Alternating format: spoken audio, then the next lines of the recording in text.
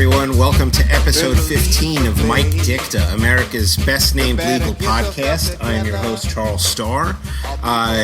With me today, we've got all returning guests, which is probably how it's going to be forever. Everyone say hello to Peter. Hey. And Rhiannon. Hey, everybody. And John. Hello, everyone. Busy. What has it been? 6 months since episode 14. Decades. So a lot has happened. Immigration, a lot of immigration stuff going on from the people being separated at the border, whether they're here seeking asylum or otherwise trying to enter the country, and then getting lost because I guess someone lost their notes at INS. They've lost like 1,500 kids. They've also done some other sort of really aggressive policy stuff. The one that was pointed out to me is that Jeff Sessions, as Attorney General, has essentially ordered immigration judges to stop cleaning up their dockets. Essentially, he has taken away from immigration judges the right to administratively close cases, which is one of the things they did because they had like a massive backlog. And the rule basically was that low priority cases, for a variety of reasons, would just get closed by the administration judge in a kind of holding pattern. And then if anyone wanted to revive them, they could. Like the ICE or the predecessor INS could just, say, oh, we want to redo this case. We want to get it going again, and that's what they would do. And Sessions was like, I don't know where you think you found that, where you got that right. It doesn't appear to be in any of the statutes, and I'm taking it away, and you may no longer administratively close cases. You just have to sort of see them through, which was not great for people. Like a lot more people are going to end up getting processed instead of kind of released on their own recognizance while ICE deals with the backlog. This is so typical of how immigration law practically functions. It's always this Kafka-esque thing where it's administrative closure, so you're sort of okay, but at any moment your case could be reopened and you could be at risk of being deported again. And I think we're going to talk about someone who is under DACA, is a dreamer. It's kind of the same vague, not based in statute, not doesn't have the clear basis in statute or regulation that makes people terrified all the time. I mean, it's funny because the administrative closure, I think, for the longest time worked very well for the person who they were trying to remove, or at least were considering removing, because the backlog was big and things would just get in a holding pattern, and the government and the defendant would essentially agree to just administratively close the case. And it was kind of, I don't know that this is officially the case, but it really seemed like kind of a wink between ICE and the defendants, where they're like, you're low risk, you're not a deportation priority, we have a huge backlog, so we'll deal with those before we deal with you. And should you pop up on our radar for any reason, we can reopen it. But for now, as you were, and they would just release them. And that's just not going to happen anymore. Though I think it's an interesting case that it came up because like the way he did it, right? They didn't have a new rulemaking. He just did it as part of an adjudication of one guy's case. Right. I didn't even catch the first name anywhere in the decision, but it's just called Matter of Castro Tum, which I think is the guy's last name. And it's like, it's just not a good case for the defendant because the the administrative closure seems a little dubious, right? He gave an address. He was a minor when he entered the country, barely so. He was 17, just shy of his 18th birthday, but he enters the country as a minor. They release him to a relative. He gives the relative's address and they release him to the custody of the relative. And then every time they notice him of a new hearing, he just ignores it, right? He doesn't change his address. They send it to the address where he's apparently living, and he just goes off the radar and stops responding to the notices. Yeah, the dude's cool as shit. There's no doubt. Right. Powerful move. That's right. But what is even funnier is at a certain point, ICE basically tries people in absentia. If they notify you where you tell them you're supposed to be notified and you keep blowing off the notices, in general, they will just try you in absentia, you will lose, and then there'll be a deportation order on you. And the next time you run into ICE or any kind of trouble, you're going to be fast-tracked out of the country. But the ALJ here, after getting blown off multiple times, just decides to administratively close the case, right? Because at a certain point, the ALJs, they used to administratively close cases when everyone agreed to it, right? ICE agreed to it, and the defendant was more than happy to agree to it because they were probably going to lose if it goes to a hearing. And so they just cleared off the docket by closing it. But in this case, like at a certain point, the ALJs decided that they could administratively close cases over the objections of ICE. And in this case, I'm sure ICE was like, when he entered the country, he told us this is where he was living. When he came for his first hearing, he told us he was still living there, and now he just keeps throwing our notices in the garbage. You can't close this case, but the ALJ did it anyway. And then it got to Sessions, and he's like, okay, look, guys, I know you think you have these precedents, but none of them count. This is the precedent now.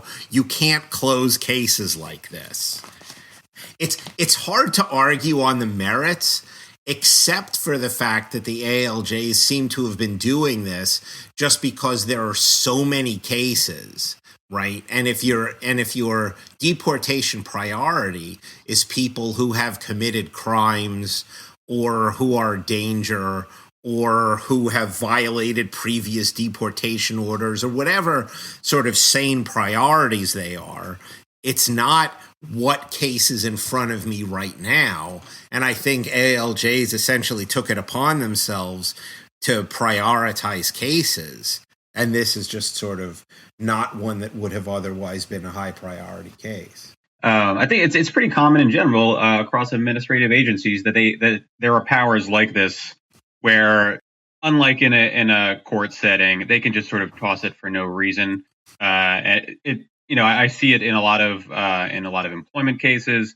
It's just an authority that's fairly common, and obviously, in a situation like this, maybe a questionable deployment of that authority.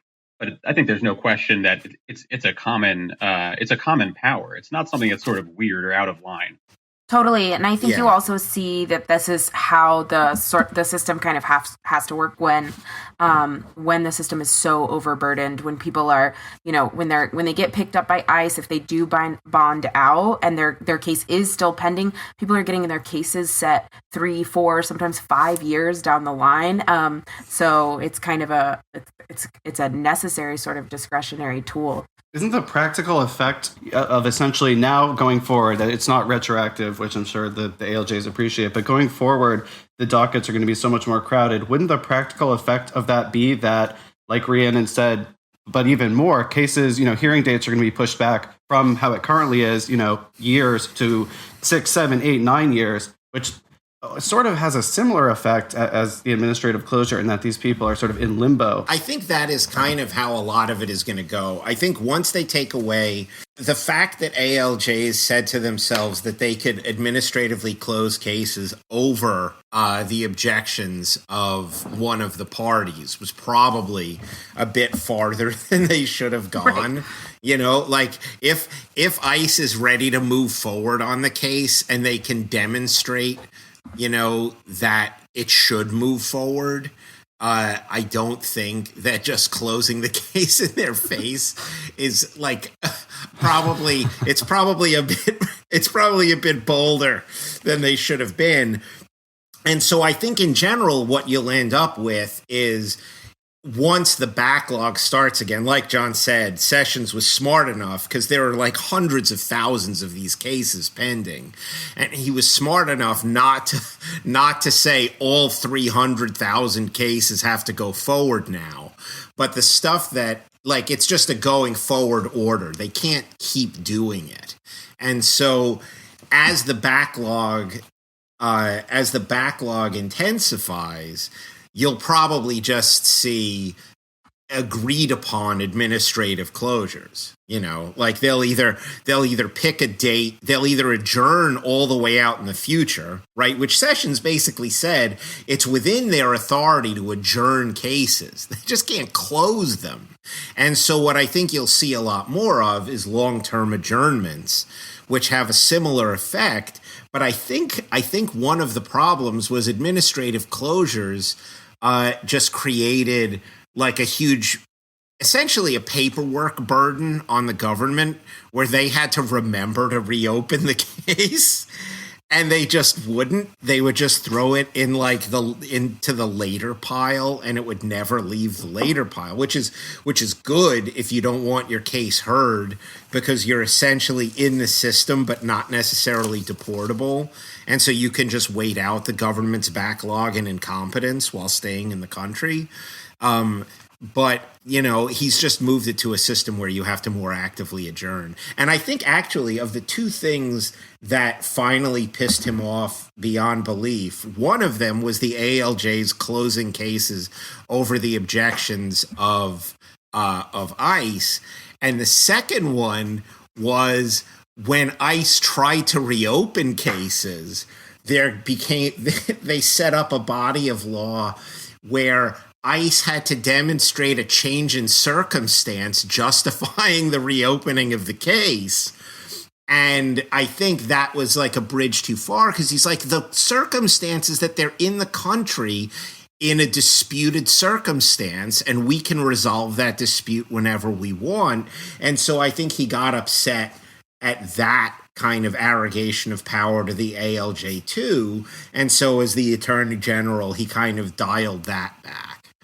You know, so I mean, what's crazy is that like a lot of it is not really unreasonable from a legal sense, and I'm not sure how much it's going to affect things in a practical sense, because I think the ALJs are going to be effectively just as overburdened and just as likely to look for a workaround. But it says a lot about what his priorities are, that he wanted to completely, punish the ALJs for stepping out of line here. Right. It's probably not like a terrible development for undocumented people in the country, but it does go to show that they are going to just throw every procedural mechanism they can at this issue. It's obviously the administration's number one priority, and you know they're going to make life as nightmarish as possible for undocumented folks in the country for as long as they can. And it's even if it's a small step in that direction, that's what he's trying to do. But is there an effect in terms of, and I don't know immigration law well enough to know this, but the difference between an adjournment and an administrative closure in terms of, ability to apply for a work authorization, or if somebody's being detained, I don't know exactly how that works, but is there, is that a meaningful difference in any sense? Or is it, like Charles said, is it truly just sort of has the same effect more or less? I don't know. I mean, I think most of the people who are in this situation wouldn't have had work visas Right. or green I think cards that's or right. anything like Yeah. that. I mean, I think all of the people in this situation are kind of off the grid in that sense. Anyway, I'm not entirely sure that that's Right. true, but that is definitely my sense of this. Is that And I would think there couldn't be too many negative consequences flowing from them until there was a finding of some sort that could be used to justify some sort of consequence. Right. I mean, I think it's bad if you are in ICE detention, right? To the extent that you are not out on your own recognizance pending hearing, then it would definitely be very bad. But for those who are in detention, obviously, any kind of semi-permanent delay is bad, though those are probably the people more likely to want to move their cases forward. Like if you think you have a limited chance of success and you can't get yourself bonded out, you may prefer, if it's not an asylum case, you may prefer to actually just get yourself deported rather than sit in ICE detention for years waiting for your case to come up. But he also seemed to like go out of his way to decide this question. Like he didn't even necessarily have to do it. He could have resolved it like other ways, but he just sort of took it to himself and he just sort of knocked back their power. Oh, another thing that I think he didn't like was that the immigration judge in this case said that he didn't think that the address on record, he didn't consider them reliable. And it's like, it was the address that the guy gave to INS. INS didn't make it up. And so it's like I think the ALJs probably went a bit too far, just trying to grab any reason to kick cases off their dockets. And, so like I'm sympathetic to them and I'm like, I consider them heroes, but heroes who probably could not last too long on that path. All lawyers are heroes. Exactly. The other case I wanted to bring up, which kind of goes to the same thing about showing the background of what this administration is like and how they treat these kind of cases, is Ramirez Medina, which is a case that came out of Western District of Washington's, that's Seattle federal court, on mandamus or habeas. But it basically was a preliminary injunction case. Basically, he was picked up. He was a dreamer. He was in this country legally. He had a work permit, and he was legally in the country under DACA, right? And his father was not in the country legally, which is why he was a dreamer. And when they came to pick up his father, they just arrested him too. And when he said he was a dreamer, they basically were like, tough shit. And they just interrogated him forever, essentially, about a gang tattoo. Or what they said was a gang tattoo. Definitely not a gang tattoo. Affirmatively not a gang tattoo. A regular tattoo that they tried to say was a gang tattoo, just as a way of violating his DACA status so they could kick him out of the country. Right. So you can get people tossed out of the country even if they're under DACA if they have been like involved in gang activity. And the tattoo said it was just the name of the town he was born in Mexico, and I think the name of the region that it was in. Yeah, Baja California Sur. Right. So there was like an expert who said that he's never in his life seen any sort of gang tattoo like this. And that was like their whole base. And the other part of their argument was that when they were like, "Hey, we're going to toss you into jail. Any gangs you want to avoid?" And he said, "No, I'm not in a gang, but I think he used the term, I would like to be around my paisas, which is just a shorthand for paisanos, which is like my countrymen." He's saying Mexicans. I think he probably understood that jail is divided to a degree along racial lines, and he was like, put me with the Mexicans, I guess. And that was enough. It was that and the tattoo. That's the only basis they have to say that this dude was in a gang. Well, yeah, I hate these fucking pigs, guys. Well, and listen, those gang experts think everything is gang affiliation, is confirmation of gang affiliation. I mean, like, you know, your clothes, your haircut, the, you know, the type of language or the slang that you use, all of that stuff. So if that guy was saying, nah, this tattoo doesn't mean anything except what it says it means, which is where he's from, then this kid was for sure just like an angel. Yeah, I mean, what they said he was from, I think, Washington. I'm going to get this backwards, but I think he was in Washington, and there were gangs where he was, and he when he was in high school, he had there was just a lot of gang shit going on, and so he left, the city to get away from all of the gangs, and they went home to where his family was, just so I guess maybe wherever he was, there were gangs. He went home where there were no gangs, and they pick him up. And and the way it reads, right? He says, "I want to be with Paisa." Apparently, there was a gang of that name. It seems like there was a crew that used that name. And so it's just that is real Kafkaesque stuff. It's for them to be aha, this is the gang you're with. But again, it was just like a compass tattoo that had the name of his hometown. And so nothing at all. And the thing is, it went before an immigration judge, and the immigration judge ruled in his favor, right? So he won. And that should have been the end of it, except they didn't let him out. And then they just issued a second deportation notice. Some of this is kind of just confusing to follow.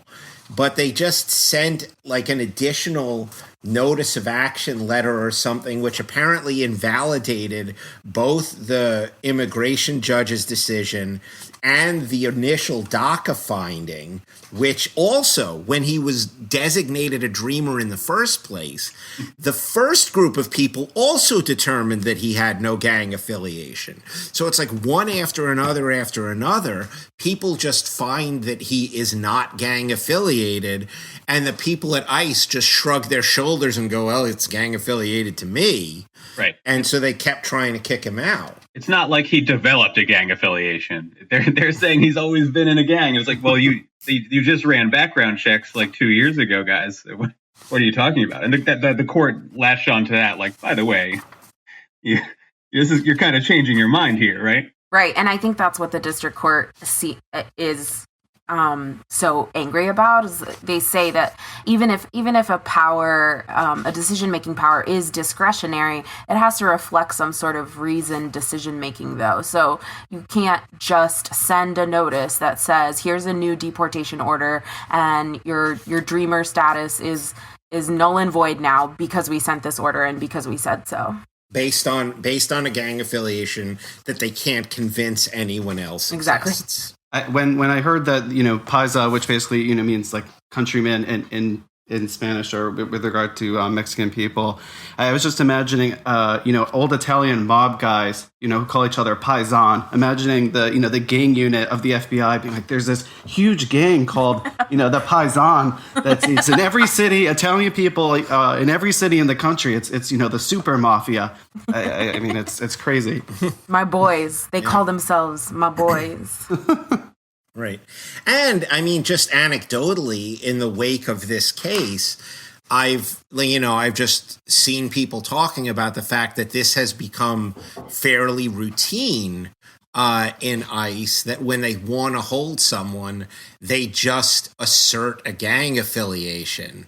Because once you've asserted a gang affiliation, that person is not going to get bonded out or released pending any kind of review. And so it's just a way of keeping people from getting released by the administrative judge in the first place, which is, needless to say, hugely problematic.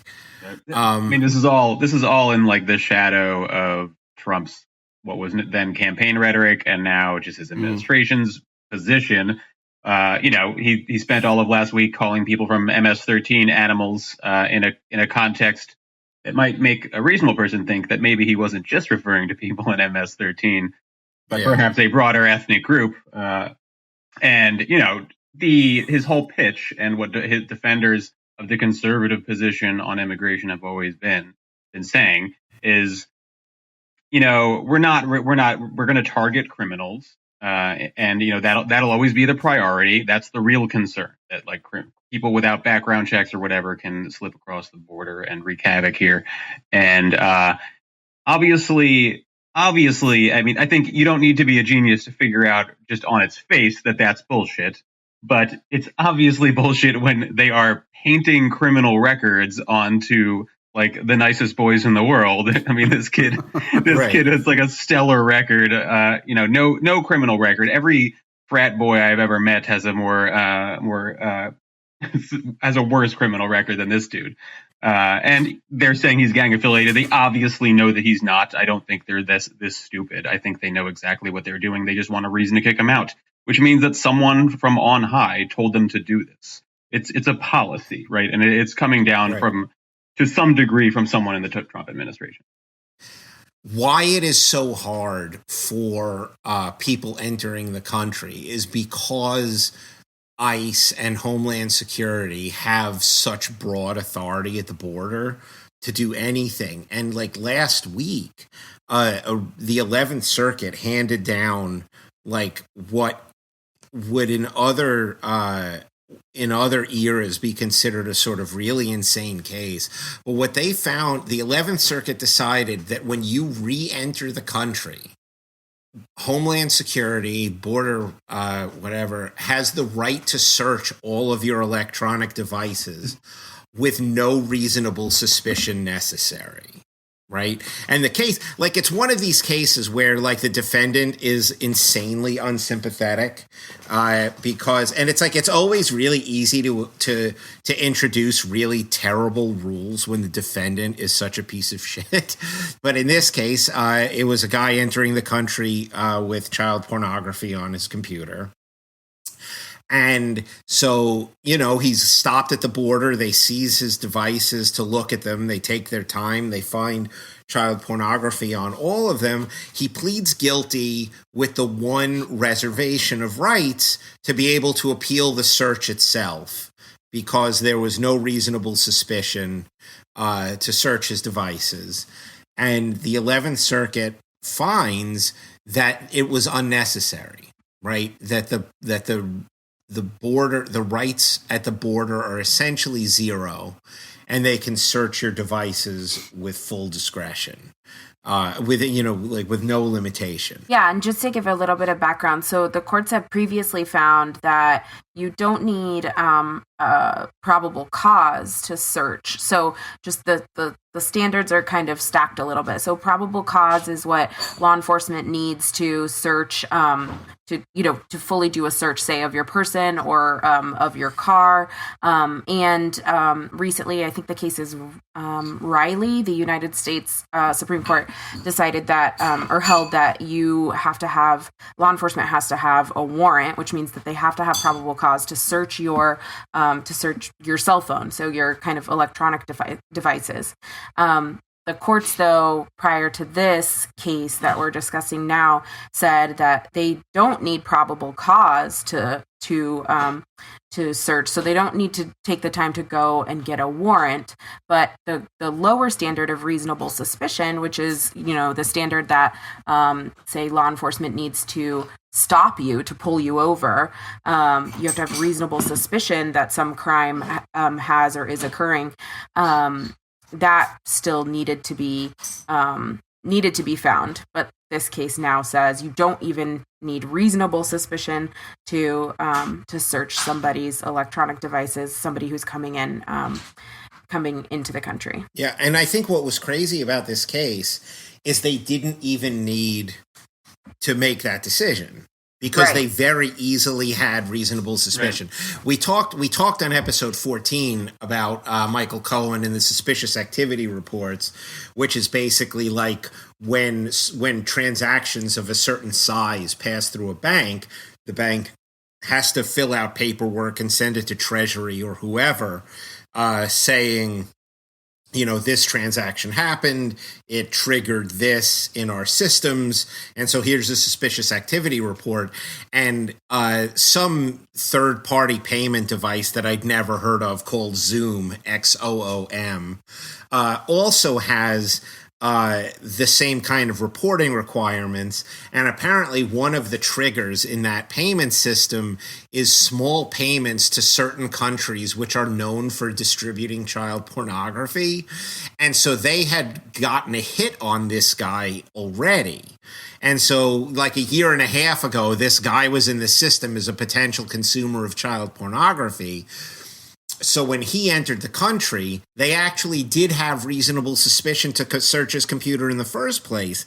And the 11th Circuit actually included that as an alternate holding. So they said, number one, as a rule, you don't need reasonable suspicion for a border search of electronic devices at all. The border is a zone of limited constitutional rights. And so you don't need law enforcement doesn't need any standard. They can just take a look. But if a higher court disagrees with that, it doesn't matter in this particular case because there clearly was reasonable suspicion because of this child pornography purchase trigger from this third-party payment system, which is just a terrible way to write constitutional opinions. Right. Yeah. Right. In fact, perhaps an unconstitutional way to write. Yeah. Well, I mean, it's just ill-advised. I mean, usually what you want to do in a constitutional holding is write the most limited holding that the facts will allow, because, a more squarely on point case may come up for the general rule. And so because this guy failed the reasonable suspicion standard, they didn't have to announce a constitutional rule. They could have said whether or not reasonable suspicion is required, reasonable suspicion was here, and so the search was good, and we won't even reach the broader constitutional question. And I think the worst thing about this is the alternate holding essentially immunizes this case from appeal, right? The Supreme Court will never grant cert in this case because the holding is irrelevant, even if they do think reasonable suspicion is required. This isn't the case that they would take to reach that. And so as far as the 11th Circuit is concerned, this holding is just going to sit out there for a while because the Supreme Court won't take a case when the alternate finding means that the result won't change even if they change the rule. I think it's more than ill-advised to confront the constitutional question in these cases. It's basically ignoring the directives of the Supreme Court and the whole doctrine of constitutional avoidance, which is basically you ignore the constitutional question when you can, when it's not necessary to dispose of the case. It was clearly not necessary there. They basically concede that it wasn't necessary. It was very obvious that they just wanted to tackle this sort of bizarre and pretty out of, it's not like it's going to nullify the decision, but it's pretty out of line. Yeah. Though constitutional avoidance is always a very funny doctrine because constitutional avoidance is something that only the dissent ever complains about. Right. Right? like the Supreme Court graveyard is littered with opinions of the majority reaching a decision that a dissent that doesn't like the result will find a way to argue that they never should have reached in the first place. But this is a pretty on point example to say in the 11th Circuit. This was an easily avoidable constitutional question. And there was one concurrence, right? I mean, there was a district court judge sitting by assignment on this case, and he wrote 2 paragraphs where he's like, I join in everything except for your completely unnecessary constitutional opinion, because reasonable suspicion should be required, and whether or not it is, it was certainly here. They certainly had reason to suspect him and to search his computers. The only thing that they do say is, I think this was a Fourth Circuit case not too long ago, is they can search your computer, but they can't go further than that. Like they can search the device itself, but they can't make you like give passwords and search your social media and like go into your Dropbox or anything like that. Like all of that they need a warrant for. But Right. to get the files on the device itself, they can actually search the device at the border when you're coming in. Yeah, you know, it's irrelevant to me though, because I've got the iPhone X, so they just have to hold it up to my dumbass face, and then they'll be looking at my porn in no time. My regular porn. Yeah. Thank you for the clarification. Ooh. This is. We were about to start episode 15 over again with a new cast. As Peter announces that he's never crossing a border again.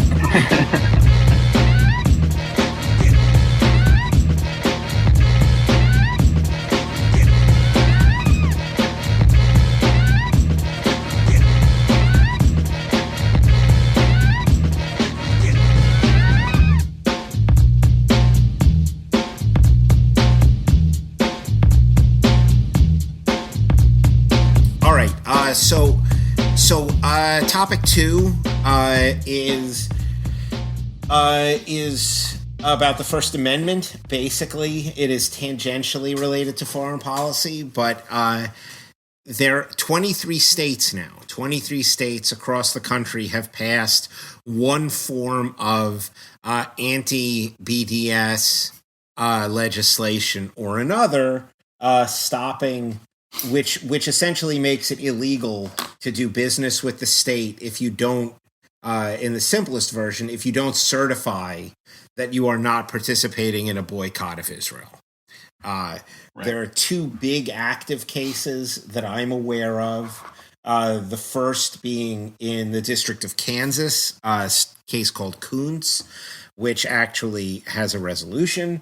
Or at least a district court resolution, and the Mikkel-Jordahl case in Arizona, which is pending resolution. The papers have been submitted on the state's motion to dismiss. In the first instance, this is not particularly legal, but Mikkel-Jordahl, the plaintiff, sounds like a guy in a bootleg NBA All-Star video game. That was a very surprising name to see. But his case, I will say this, Arizona has better lawyers than Kansas does. Because Kansas's case was really straightforward. She was a teacher who was certified to do teacher trainings, a Mennonite and a member of some activist groups who had endorsed BDS, and so she refused to certify that she was not participating in a boycott, and Kansas essentially didn't do anything except say she didn't ask for a waiver, which we might have given her. And the court was just like, that's not enough. This is a clear First Amendment violation for you to make her certify to this on purely political grounds. Yeah, I mean, the only thing I have to say about that is that, so first of all, it's the court kind of bizarrely mentions that the state didn't bring up the constitutionality of the law in briefing, and they only they only mentioned it at oral argument. And at oral argument, they bring up definitely like, a whoopsie. Yeah, like a real quick, like, you know, you're getting sued on a First Amendment grounds, and you totally space on the Constitution section. I've been there. I'm not a good lawyer either, so I empathize. I put in my application to work for Kansas right away. This is following on the heels of Chris Kobach representing himself and screwing up all of his voter ID stuff. This is like right. That is the Kansas is where the law goes to die. Apparently, yeah, it's a shitty state. There's no way around it. Yeah, and just to make clear that the really, I mean, part 1 of the test to show whether or not something is like unconstitutional on First Amendment grounds. So the plaintiff has to show that the First Amendment protects the conduct that led to the state denying that contractual benefit. So I mean, obviously the constitutionality of the law of the House bill in Kansas, the constitutionality of the conduct that the law seeks to prohibit, that should be really front and center in what Kansas is talking about. But oopsie, like Charles said. Yeah, they just sort of blew it off. They just blew it off completely. I found it kind of troubling that in the Kansas decision, they kind of set up a roadmap for, next time when you do the when you do this law, here's how you have to set it up. I mean, Kansas was very stupid in the legislative history. They make it very explicitly political. In the decision, they say, here are some other grounds that you could have your anti-boycott law be. If it's purely economic, or if the rationale is something other than a First Amendment violation, then you're good to go. Which is, I suspect, how the Kansas legislature could, if they wanted to, try to have round two of this. But they can't.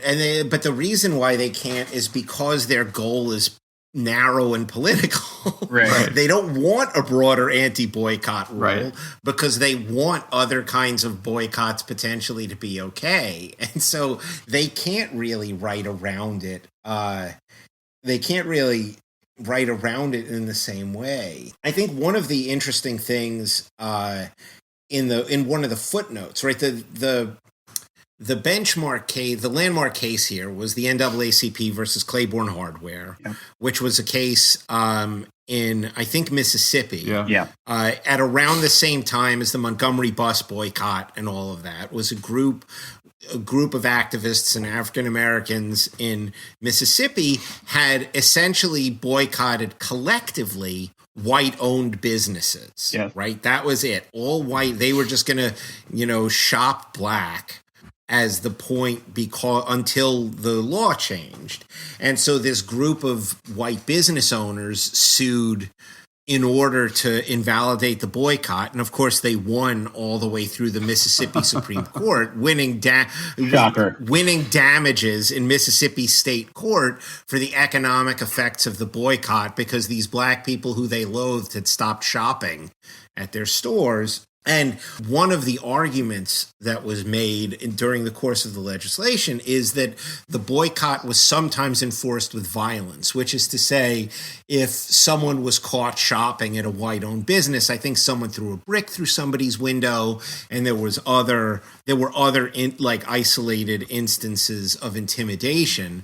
And one of the things that the court ruled was that occasional overzealous, shall we say, enforcement of the boycott doesn't invalidate the boycott itself. And I just sort of raise that kind of to see how that necessarily would play in contrast to something like Black Bloc and the way they're prosecuting the J20 cases, where they're trying to group everybody in by trying to essentially argue around this by saying that, like, the medics and the Lawyers Guild people and everyone who kind of surrounds Black Bloc is kind of working to help them, and therefore get sort of looped into their conduct, and so they can be prosecuted along with anyone else.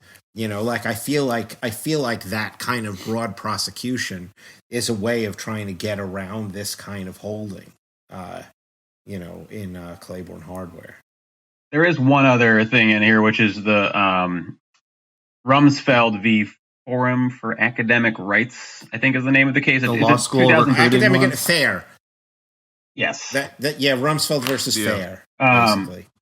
And so this is the case that they brought up, that Kansas brought up in their defense, which is a pretty shitty Supreme Court case from maybe 10, 15 years ago, where a bunch of law schools sued about a federal law which said that if you wanted federal funding for your law school, you had to grant military recruiters the equal opportunity to recruit on campus, relative to non-military recruiters.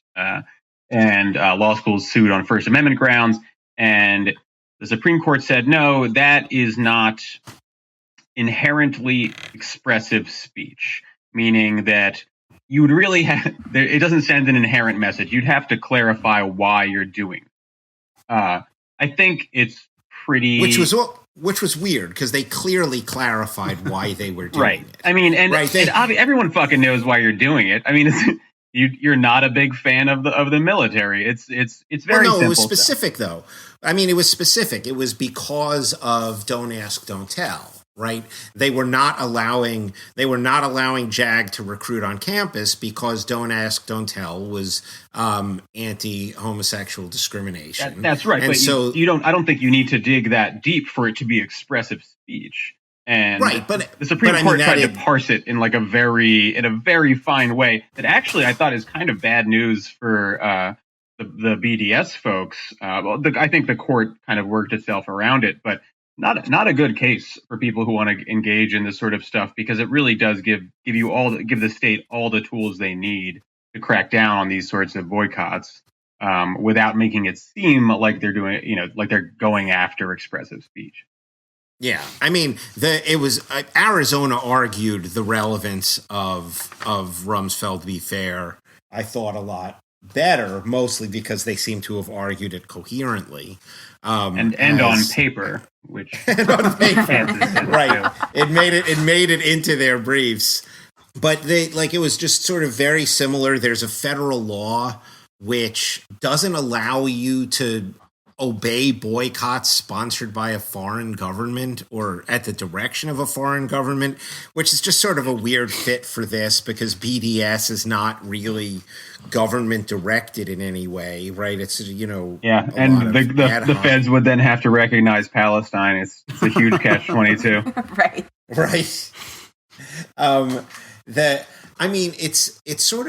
It's sort of all over the place. The plaintiff in Jordal is a guy who does contracted indigent defense. Basically, he represents indigent defense in Arizona, indigent defendants in Arizona, and he has a state contract to do it. And when he wanted to renew the state contract, they made him sign an anti-BDS certification. The first year he did it under objection, right? He's like, I'll sign it and I'll obey it. Yeah, he signed the certification. He sent it to the state, but he attached a letter saying, FYI, I think this is bullshit. And he reserved his right to challenge because he believed it was, which he stated, he believed it was an unconstitutional violation of the First Amendment. And then the next year, when it came time to renew, he this time declined to sign it because he said it impinged his activities. He didn't know if he could. He didn't know if he could work with or do pro bono services for the activist group that he's involved with that participates in BDS.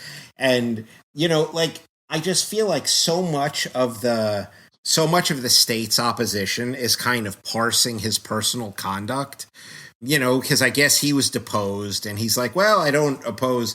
My BDS is narrower than other people's. I wouldn't do business with any businesses that are in the Palestinian territories, but I wouldn't not do business with anyone in Israel at all, to the extent that, whatever. And so he has all of these, sort of personal adaptations of BDS. And so the state's just look, it's supposed to be a boycott of Israel, and his kind of bespoke boycott isn't what we're looking at anyway.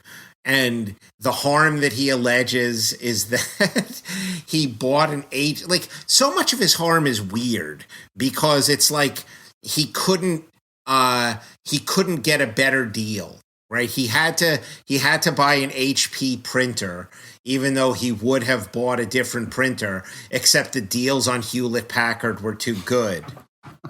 It was it was just very strange. And so I think Arizona made a lot of hay of the plaintiff himself, but they did get into sort of some interesting cases, one being Rumsfeld v. Fair, and the kind of background on on other federal boycott statutes which were upheld. And I don't know. I mean, Arizona just did a better job of articulating their cases. Yeah, I think the way the states kind of shoot themselves in the foot is with the legislative history and what's on the record as being the reason why people support an anti-BDS statute. So, there's in the Arizona case, there are legislative findings in the act that boycotts and related tactics have become a tool of economic warfare. The state of Israel is the most prominent target of such boycott activity. But meanwhile, boycott activity is a constitutionally protected right, obviously. So they're sort of being, too explicit in their legislative history for why they're doing this, and not saying, like John pointed out, not directing this towards permissible goals of just sort of promoting trade relations or suppression of economic competition or something. Yeah, every time they propose a bill at one of these state legislatures, it starts off with someone like drinking the blood of a Palestinian child. And anyway, I'm going to propose this bill, and it goes downhill from there. I think, right, the crowd goes wild. Yeah, exactly. Yeah, wasn't there? They blame Hamas at the end. Right. Isn't there in one or the other? I don't recall which.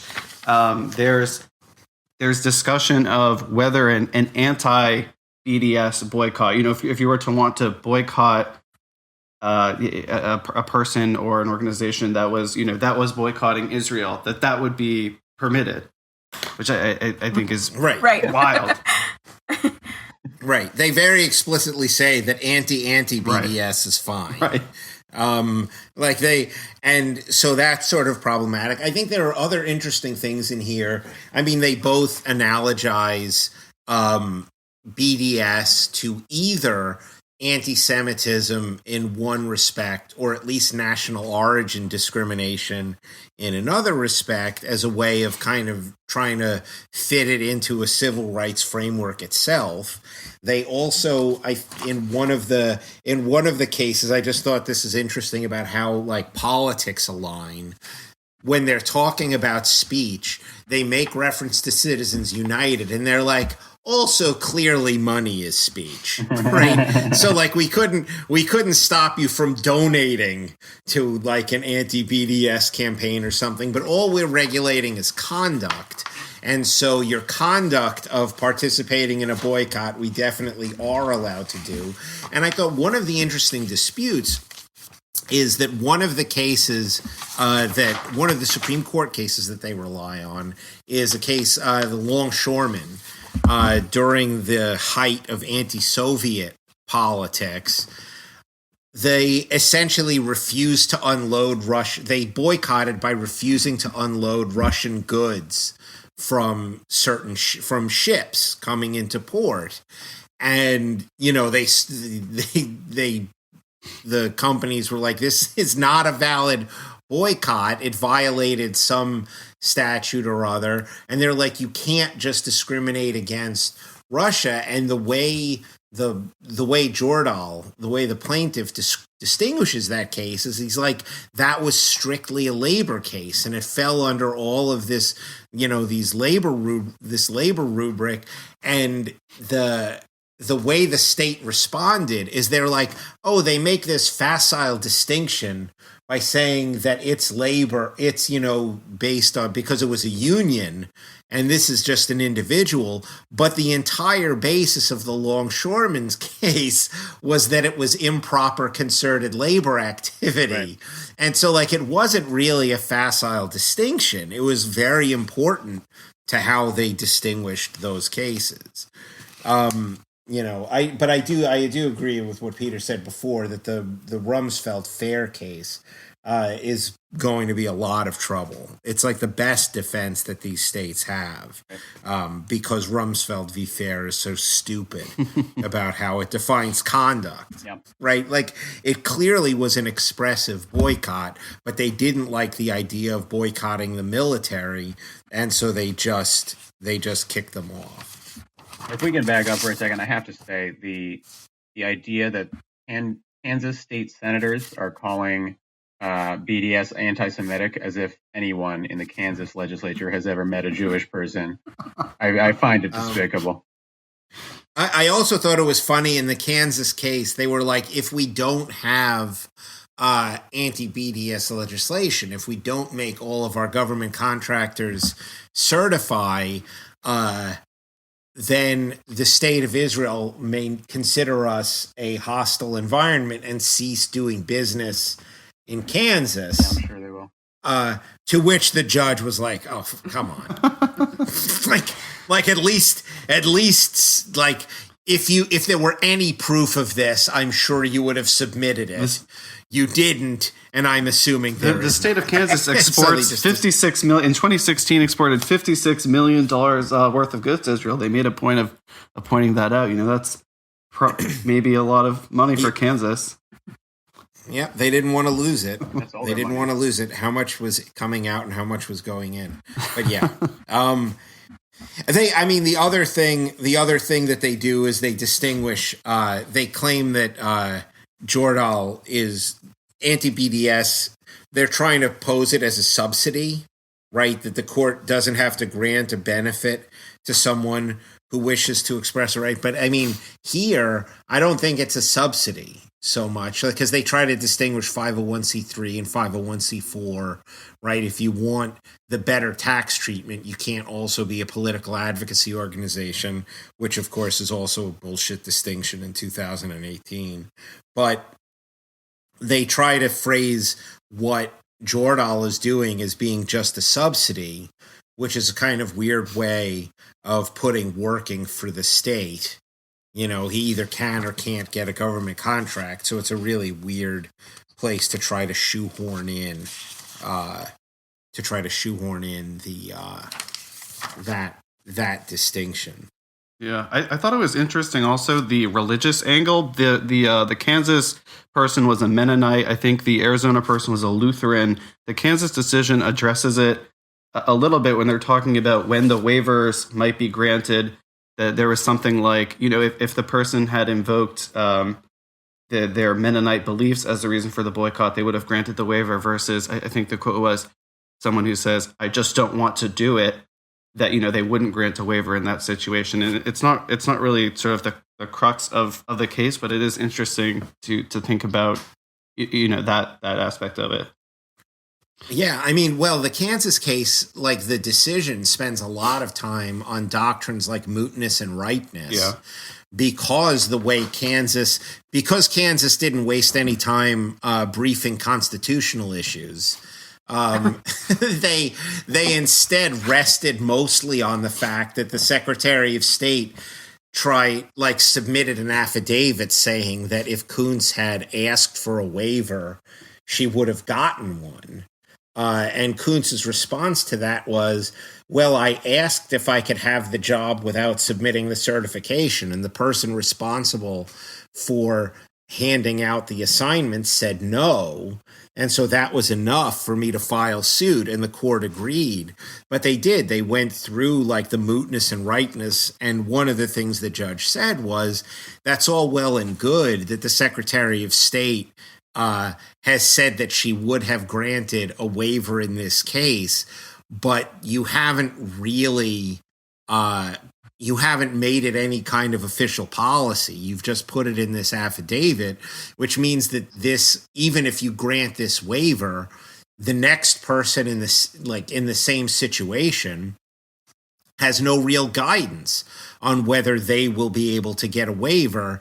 And so since this kind of issue can keep coming up and you can keep granting waivers right up until this time you decide you don't want to, right? Capable of repetition, yet evading review is kind of the language in the Supreme Court case on this.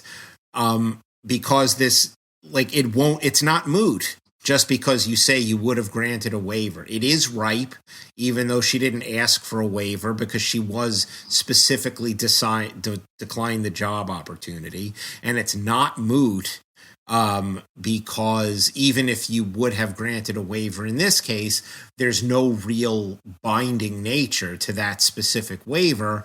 And this is an important constitutional issue that could keep coming up. And so, the little bit of legal work that Kansas did was to no avail. Anyone have further comments on either of these cases?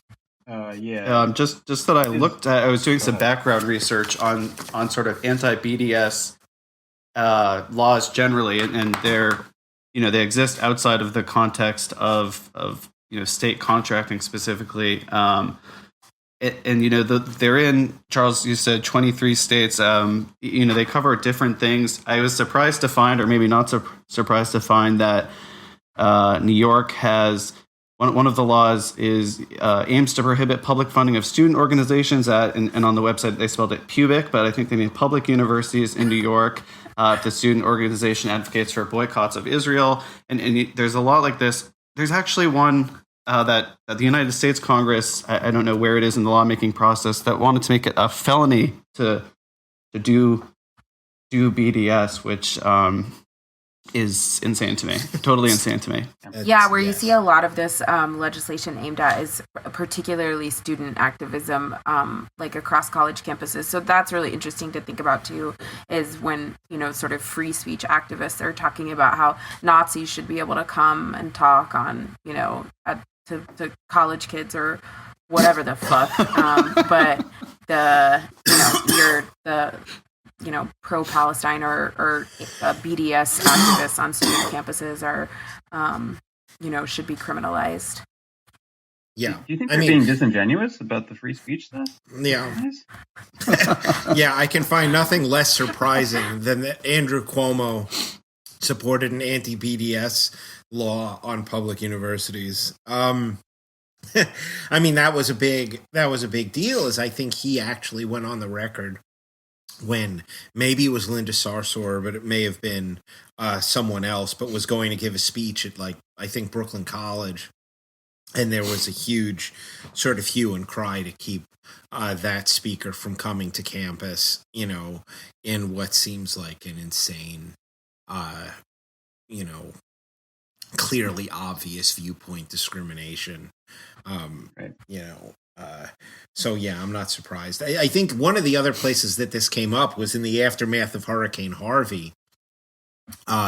People who were either, I don't remember if it was people who had property damage claims or people who were doing doing emergency work, like repairs in the wake of Hurricane Harvey in Texas. Some municipality instituted an anti-BDS thing as part of the claims processing, and people were like, I just lost my house. Why do I have to sign this fucking piece of paper? And there was enough of a response that the whatever municipality it was rescinded the request that people sign an anti-BDS certification. But yeah, it's something that's happening a lot, and it just seems so facially unconstitutional. I can't believe sort of how popular and widespread it is. Yeah. Hey, yo, they go that brother Grand Poobah. Heard that brother got knowledge. Yo, True and J, brother. Yo, let's have that brother come over and add on to the site.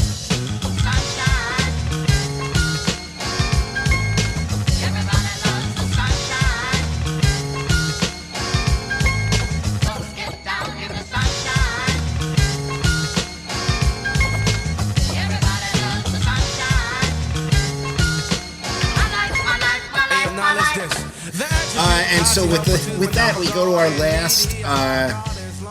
last case of the day, where we go from the sort of serious to the most ridiculous. This is this is serious. Excuse me. Excuse me. Yeah, I'm sorry. I apologize. This is Kistner and Werner versus McDonald's, which is a class action about cheeseburgers. Sue your haters. Well, it's about cheese, and it's about justice.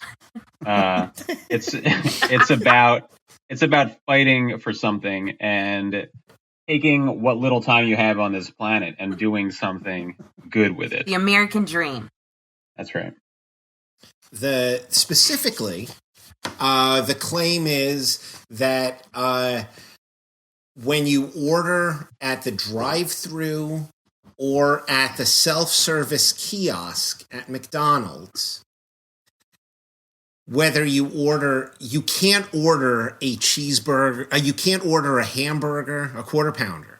You can't order a quarter pounder or a double quarter pounder.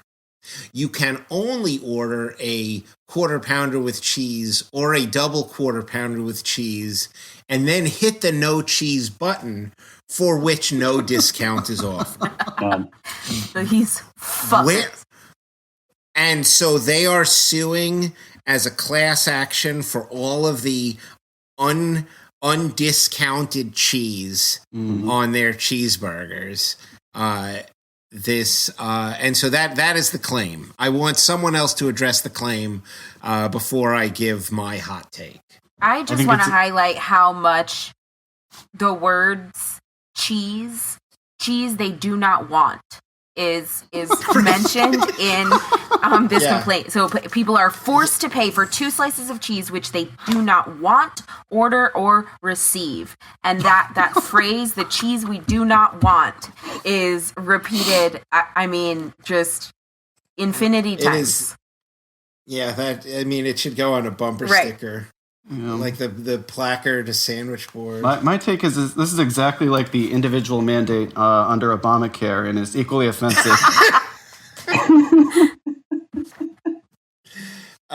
Peter, you have a... I think that I don't really have a stance on the claim.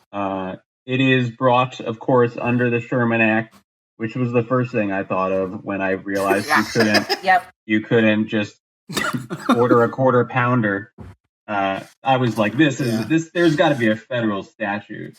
I think it's offensive. I think it's offensive that you can only order a quarter pounder at McDonald's. They have occupied the field. This must be anti-competitive. No, but they say it's a tying claim. That's right. Here is my hot take. They actually plead this very specifically. They say that if you order at the kiosk or at the drive-thru, your only option is to order it with cheese and then hit the no cheese button. But then you still end up paying for the cheese. Whereas if you walk up to the counter, or if you order on Grubhub or something like that, there's a cheeseburger, there's a quarter pounder option or a quarter pounder with cheese. And if you go to the register and you say quarter pounder, it actually does cost less, right? Like if you order at the counter, then the register has buttons for quarter pounder and quarter pounder with cheese. And so there actually is a price difference, but they've programmed their kiosks to be simpler for people to use, is how McDonald's would say it. We've made it easy for you to say this and then no cheese because we have fewer buttons to press. But the result of that is effectively false advertising because you've limited people's options to the more expensive option, right? You could have programmed your kiosk to say quarter pounder and then made people pay a premium for cheese. But then people would have to think about the premium. And so they instead program the computer to go the other way, where you say you don't want the cheese and then they don't give you a discount. I don't think it's a completely nutso claim. It's not nutso. But how do they get around? How do they get around? McDonald's could just take off the option for quarter pounder, no cheese, that's cheaper. I mean, how do they get around if you order a quarter pounder with cheese, no ketchup? You don't get a discount for not getting ketchup, right? No, because they're saying they're selling 2 different products. Right, but how do they? But McDonald's could just remove that the quarter pounder. No, but they didn't. But they didn't. They have. If you go to the counter, you can buy a quarter pounder. If you go to the counter, you can buy a quarter pounder at a quarter pounder price. If you go to the kiosk, the quarter pounder, which they advertise all over, is not available at the quarter pounder price. And so therefore the kiosk tricks people into paying for the cheeseburger price. For unwanted and undelivered cheese, yes. Unwanted cheese. Correct. What they're saying is that the kiosk should give you the cheaper, both options. instead of making you buy the expensive one and then going back. And so they've brought it as a class action nationwide class. They've brought it as a Florida class. They brought it as an unjust enrichment claim with like a dozen states or a half dozen states, but they have given literally no reason why the class applies to only those specific states. Like they don't list it. I mean, it's America's hungriest state. Right. Like there must be something specific to unjust enrichment law there, like whatever the common law claim is in those states, but they don't specify it. They just say the class consists of people in these particular states. No further comment, Your Honor. Right. Did you guys see the receipts that they attached to the complaint? So a lot of the times in lawsuits like this, you would, to prove your point and to attach something to the complaint, you would go in, you'd order a quarter pounder with cheese and then a quarter pounder without cheese. That way you could show that they're the same price on the receipt. But the receipts they attach have like other stuff too. So it's like there's a quarter pounder and it's like, and also a 6-piece nugget and a vanilla shake. Which I assume that means that that the lawyers were like, can you give me the receipts? But it might also mean that they went into McDonald's to try to get receipts to use as evidence, and then they were like, at the end they were like, and they'll do a large fry too. I think I'm gonna throw that on. So they were like, play it cool, act like you would, just order like you would normally order. Don't be weird about this. In that case, 6 vanilla shakes, please. Yeah, right. No, but they do that. They do. They show that on the kiosks, if you order a quarter pounder with cheese and then take off the cheese, it costs the same as if you order a quarter pounder with cheese and don't take any other option. But if you go up to the counter and you just order a quarter pounder, then it's cheaper. I think it's It's nice that McDonald's has more faith in the employees working the register than its customers working the kiosk, and so they made the system, more simple on the kiosk than on the register. Yeah, especially when you think about how long they've taken to make the registers literally as simple as possible for their employees. Like the entire corporate mission of McDonald's is to allow their employee to recognize the difference between a burger and a nugget. And so I feel like we should explain so I'm not a pro on the Sherman Act. If someone is, please step in. But tying claims are it's designed to prevent companies that have a monopoly or something near a monopoly on an industry of tying other products that you have to purchase with that. So if you have a monopoly on tissues, then making people buy napkins at the same time could be a violation of the Sherman Act. This is pretty tenuous, right? I mean, is there anything close to this in the case law? I don't know. Shocked. I mean, but like I said, McDonald's has a monopoly on the nationally advertised quarter pounder. That's right. You cannot get McDonald's products in anywhere but McDonald's. They have 100% of that market.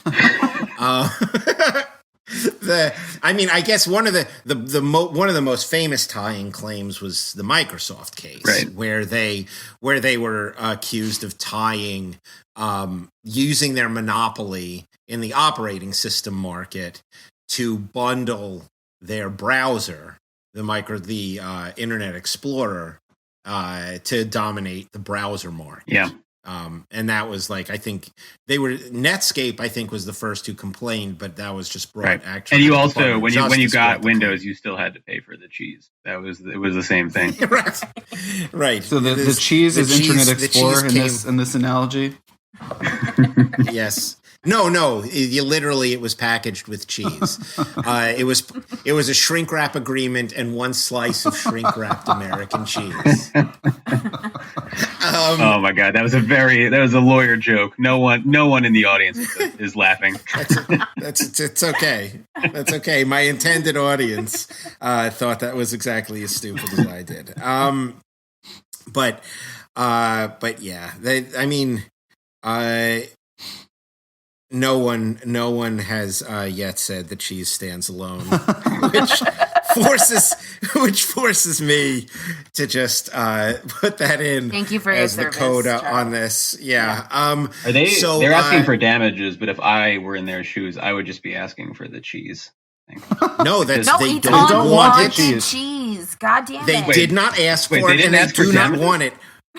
They did ask for damages, but they absolutely, cheese. they absolutely do not. I don't want damages. I want a mandatory injunction to deliver me the cheese.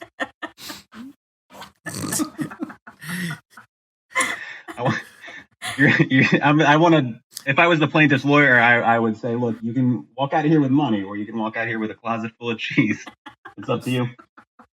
Can you imagine the entire? That's the first settlement offer, and the the lawyer cheese. pulling his hair out, saying, "We never wanted the cheese. Now is when we want it least of all. I'm not taking 30% of a pile of cheese. That's not why I'm doing this." We made it clear that we don't want the cheese. You insult us with this offer? All right. Pack up your stuff. We're leaving. We're leaving, Cynthia. All right. With that, I think that will wrap up episode 15 of Mike Dicta. I'd like to thank the panel, Peter and Rhiannon and John. I'd like to just sort of let everyone know about one that we have now a bit of an association with Vice. We're going to have sort of a semi-regular column with them. My first one on the Avenatti Pro Hoc Vice fight is already up. You can find that there. Peter, I think, has one in the pipeline, so we'll see that coming soon, which will a lot of people asked us if we were going to talk about Epic Systems, the arbitration case. I think that is going to come up in Peter's article. If not, we probably will cover it in a future episode. I also have something on Deadspin on the recent Supreme Court case allowing state-sponsored gambling, which is too boring to talk about out loud, but you can certainly find that at Deadspin. But otherwise, thanks for listening to episode 15 of Mike Dicta. I'm your host, Charles Starr. Good night, everybody. Bye. Good night.